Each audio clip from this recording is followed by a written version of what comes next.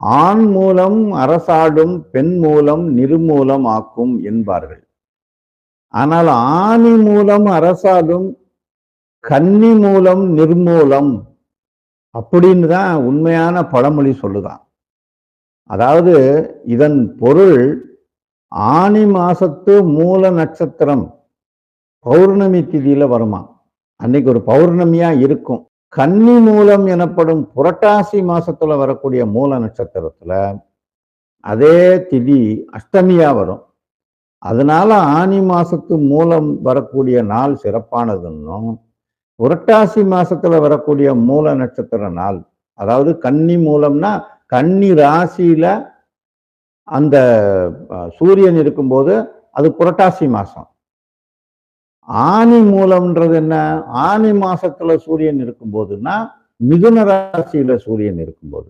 ஆனி மூலம் அரசால் அந்த மூல நட்சத்திரத்துல ஒருத்தர் பிறந்திருந்தா அவரு அரச யோகத்தை ராஜ யோகத்தை அடைவாருன்னு எடுத்துக்கலாம்.